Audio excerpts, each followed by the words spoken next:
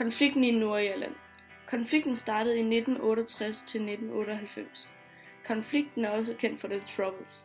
Sammenstød mellem protestanter og katolikker, samt Republikken Irland og Storbritannien.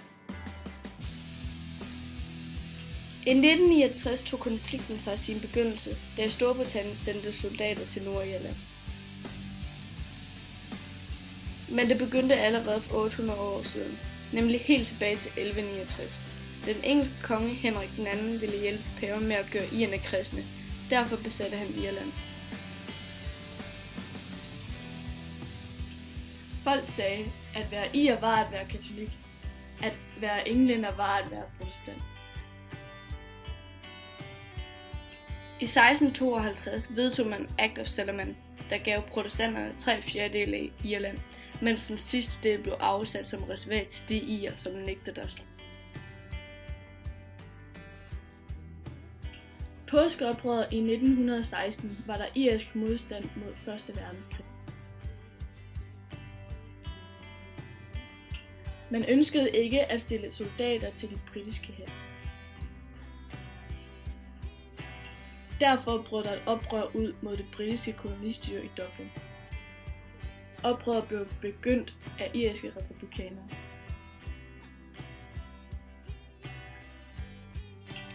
Disse irske republikanere blev slået hårdt ned, og 15 irske ledere blev fængslet og henrettet i fangenskab. Irske republikanere blev senere til IRA, Irish Republican Army. I perioden fra 1919 til 1921 var der krig mellem Irland og England.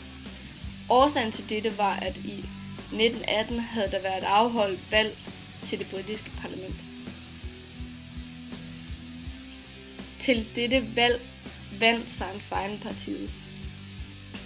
De valgte medlemmer ønskede ikke at samarbejde med englænder. Derfor deltog de næsten aldrig til møderne i parlamentet i London. Derimod dannede de deres eget parlament i Dublin og erklærede Irland selvstændigt. Dette var en klar provokation og udløste den direkte krig mellem Irland og England i 1919. Krigen var blodig, og de engelske soldater var meget hadet. De engelske soldater bar forskellige former for uniformer, hvorimod de irske styrker ikke var i uniform. De irske soldater havde lettere ved at gemme sig, da de ikke havde uniformer på. De lå på skjul, så de kunne overraske og angribe de engelske soldater. Resultatet af krigen blev en overenskomst mellem Irland og Storbritannien. Irland blev delt i 2 dele. En større sydlig del og en mindre nordlig del. Hver del skulle have sit eget parlament og egne ministre. Efter 2. verdenskrig kom der uro igen. Det nåede højdepunktet i 1969. I 1960'erne var unge mennesker i den vestlige verden begyndt at stille spørgsmål omkring borgerrettigheder og om samfundet. Dette fandt også sted i Nordirland. I slutningen af 1960'erne var der ikke almindelig stemmeret til kommunalbestyrelserne. Man havde kun stemmeret, hvis man besad en ejendom. Dette betød, at 25% af den voksne befolkning ikke havde stemmeret. I 1969 var 75% af disse voksne katolikker. En ung irsk kvinde tog initiativet til at marchere. Formålet med dette var at kæmpe for borgerrettighederne. I starten deltog både protestanter og katolikker, men de havde forskellige holdninger omkring borgerrettighederne. Når demonstrationen gik gennem de katolske kvarterer, skete der ikke noget. Men når demonstrationen gik gennem de protestantiske kvarterer, blev der kastet sten på dem. Protestanterne forsøgte at holde katolikkerne nede, og det medførte, at IRA blev større og spændingen blev højere. Spændingen gjorde sådan, at protestanterne i 1969 angreb katolske kvarterer i Londonderry og Belfast. I løbet af kort tid udviklede situationen sig til en regulær borgerkrig. Efter der havde været voldsomme kampe i Belfast og Londonderry, blev der sendt de første britiske soldater til Nordirland. I 1971 gennemførte den britiske hær en række fængslinger, uden at de anklagede blev stillet for en dommer. Dette blev accepteret af de protestantiske styre i Belfast, der støttede England.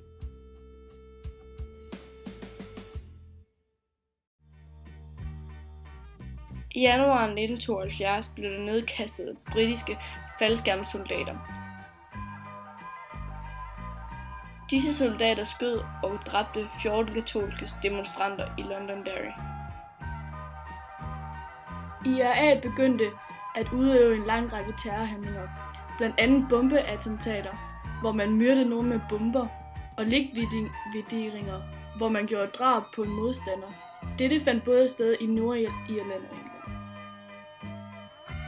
I 1970'erne blev der udøvet forskellige former for terrorisme. Dette gik oftest ud over uskyldige personer. Der blev blandt andet anbragt bomber i forretningskvarterer. I 1979 blev dronning Elizabeths fætter, jarlen af Mountbatten, dræbt af bombeeksplosioner. Bombeeksplosioner blev ved og kostede 26 livet, og omkring 50 blev såret. Politiet havde arresteret og fængslet mange. Næsten alle sagde, at de var uskyldige. Senere fandt man frem til de skyldige. Dette blev holdt skjult, og først efter 15 år blev de uskyldige løsladt. De engelske myndigheder var flove over denne fejl. Demokrati. Når danskerne går til valg, stemmes der mest ud fra personlige og økonomiske synspunkter. I Danmark bygger demokrati blandt andet, at mindretallet også får en indflydelse. Sådan er det ikke i Nordirland. I Nordirland er det ens religion, der vægtes højst, når der skal stemmes.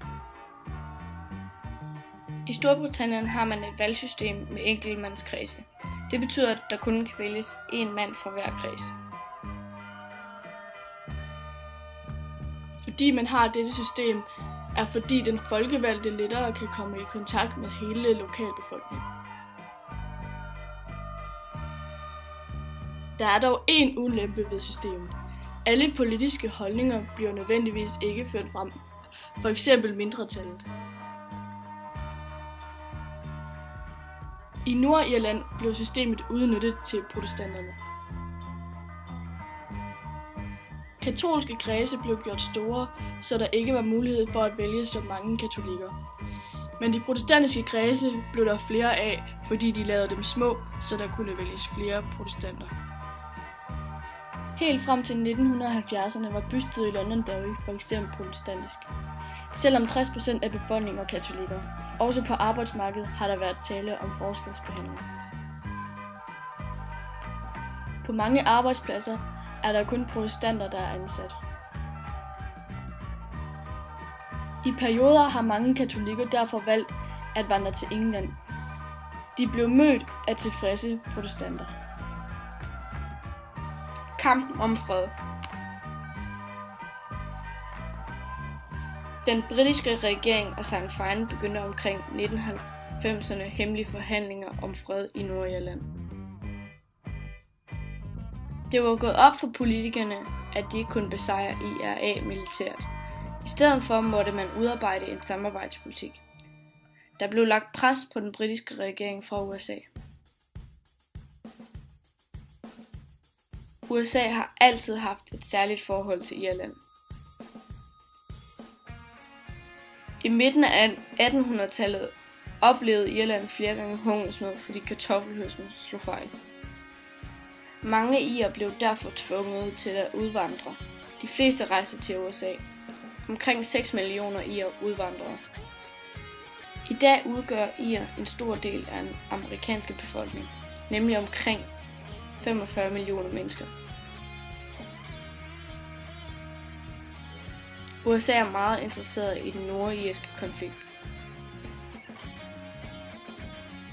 John Hume spillede en stor rolle i fredsprocessen i 1990'erne. John Hume er katolik. Hans politiske mål har været, at ingen skal sejre, men alle skal vise tolerance og respekt for modparten. Hans store indsats har dog ikke ført til endelig fred. Tony Blair, som var den britiske premierminister, begyndte straks efter valget i 1977 at udarbejde en plan for fredsaftale. Ved en folkeafstemning i 1998 blev aftalen godkendt med et overbevisende flertal. I Irland var der 56,3 som deltog, og i Nordirland var der 81 som deltog. I Irland stemte de 94,4% ja og 5,6% nej. I Nordirland stemte de 71,1% ja og 28,9% nej. Så det blev et klart ja for begge lande. Denne aftale kaldes langfredagsaftalen, og den gik ud på 1. Der skulle oprettes et lokalt selvstyre i Nordirland med repræsentanter af både unionister, altså dem, der gik ind for tilknytning til England, og nationalister, altså dem, der ønsker selvstændighed. 2. Der skulle opbygges et samarbejde mellem Nordirland og det sydlige Irland. 3. Der skulle oprettes et britisk-irsk råd. 4. Menneskerettighederne skulle sikres. Alle tropper skulle trækkes tilbage, og udtalelsestilstanden blev fjernet. Der skulle gennemføres ændringer af politiet, således at politiet blev neutralt. Der skulle løslades fanger, der ville erklære og overholde våbenhvilen. I 1998 valgte Nordirland 108 medlemmer til selvstyreparlamentet. Til en række garantier for mindretallet, således at unionisterne ikke kunne misbruge deres flertal. For eksempel skulle beslutninger her vedtages af mindst 60% af alle medlemmer. Derudover skulle 40% af unionisterne og mindst 40% af de nationalistiske medlemmer stemme for. Man var nået til et kompromis mellem katolikker og protestanter. Gennemførelsen blev sat i gang i 1999, men i februar 2000 brød selvstyreregeringen sammen. IRA ønskede nemlig ikke at aflevere sine våben. I december 2004 blev der begået et bankkop mod en dansk ejet bank i Belfast. Bankrøverne slap af med 250 milliarder. Det er det største bankkop i Nordirlands historie. Politichefen i Nordirland udtalte, at det var IRA, der stod bag kuppet. Udtalelsen gav efterfølgende uro i det politiske system, fordi det ikke kunne bevises, at IRA stod bag det.